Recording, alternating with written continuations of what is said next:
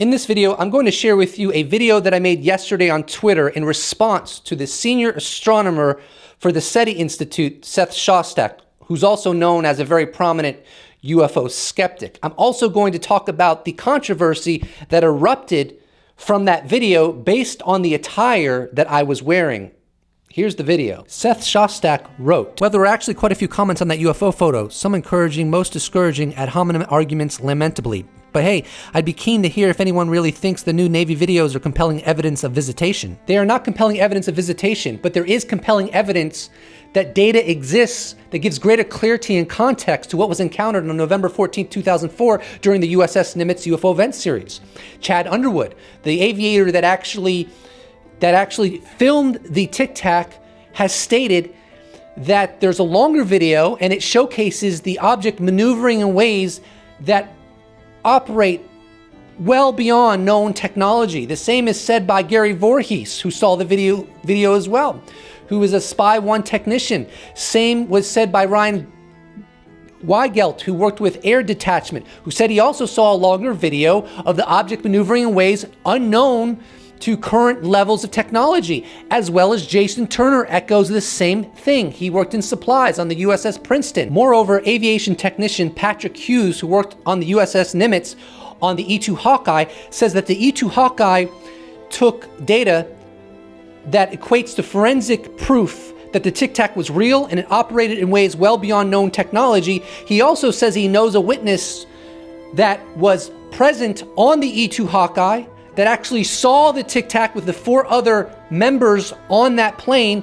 He saw it come up very close proximity to the wing and then fly off, giving the exact same description as all the other witnesses. According to journalist Ralph Blumenthal, the former head of ATIP, Luis Elizondo, had stellar official performance evaluations. It's also a fact that Elizondo was an intelligence aide to the White House at one point.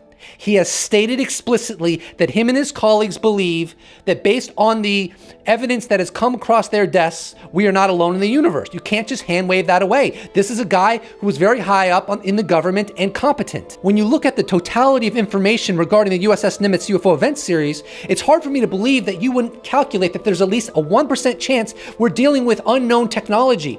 And wouldn't you want to pursue that just in case it actually is of unknown origin? Now here's where the controversy begins. After I posted that video, Adam Kehoe, a prominent member of UFO Twitter, chimed in and had a few words to say with me regarding my attire. "I'm probably going to regret this, but dude, what are you doing with the costumes? This is a long neglected national security issue.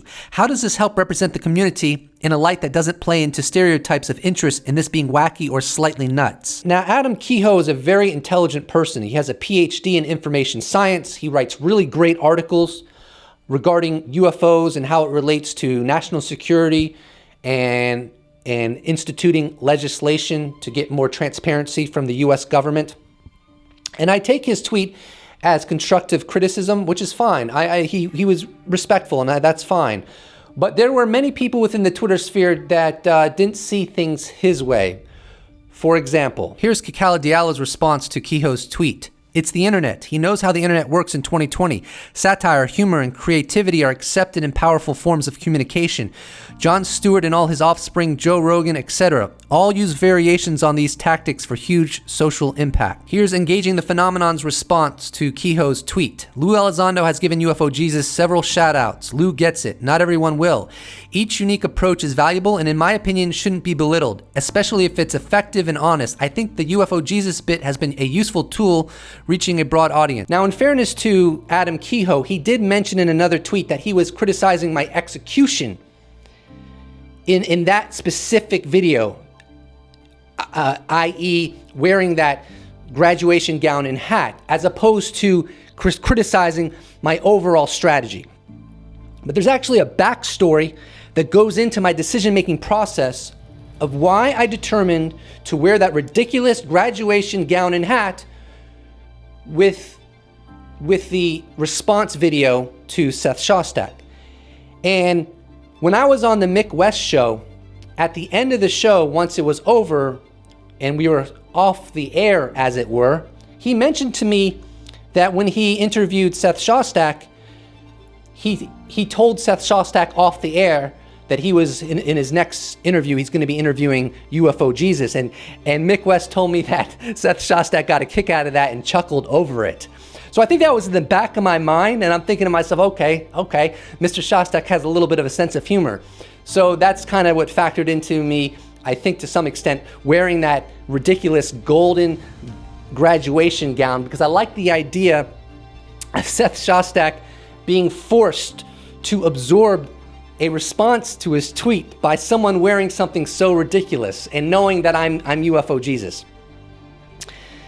All that being said, I want to get into a little bit of the philosophy maybe of why I wear these costumes and maybe why I like to go by UFO Jesus at times. And I think to some extent it's therapeutic for me. I like to take a vacation from the burden of myself. And I think, that's one of the draws of people who like to dress up for Halloween or like to dress up in costumes for anime conventions. It's not just for play, but I think there's a psychological benefit in doing that. It removes yourself from yourself, which can sometimes be burdensome, and allows you to just sort of escape for a while. No different than watching a movie or reading a fantasy novel. And I think that plays a role into why I have been drawn to maybe having a little bit of a persona that's not necessarily completely reflecting my identity. But I think another factor of why I do videos in this way, or have, is content creation is a true grind. It's a lot of hard work. You gotta continuously stay up on top of all of the chatter and the news going on about UFOs. You gotta make video after video after video. It's hard work. And while I do it to disseminate what I consider valuable information regarding the UFO disclosure process that is ongoing now, because I want to benefit other people so that they can have access in a very concise but maybe even well articulated manner about what's going on. But as a content creator, there has to be more than that. Otherwise, you'll just burn out. And so it's kind of fun for me. It's gratifying. It's fulfilling to me. I mean, of course it is. Why I wouldn't do it. To sort of have a sort of explorative persona, maybe a highly quirky approach to making these videos, wearing various costumes, and so that fun factor helps to keep me motivated, helps to keep me engaged and interested in making these videos so that I don't burn out. Nevertheless, if you've noticed in my past few videos, I've kind of started wearing normal clothes, and I think I'm moving a little bit away from the trajectory that I've gone for a very long while now. And I'm not gonna remove myself completely from wearing those weird costumes and so forth. I now look at it like a seasoning. If you have a nice meal, you put too much of a seasoning in it, it gets overpowered, and so it defeats the purpose of adding the seasoning to begin with. But if you add just the right amount, it can really make that meal go to the next level. So I think moving forward with my videos, I'm gonna wear normal clothes more often, but every once in a while I might just wear some weird costume or hat, just because it makes it fun and it makes it unpredictable. And at the end of the day, if UAP ain't fun, then you doing it wrong. I got one message to leave y'all with, and y'all know what it is. The house of cards will fall, baby. And don't forget to subscribe. Special thanks to all YouTube members and patrons that make this video possible. And thank you so much to all that watch my videos and give me a voice. God bless you.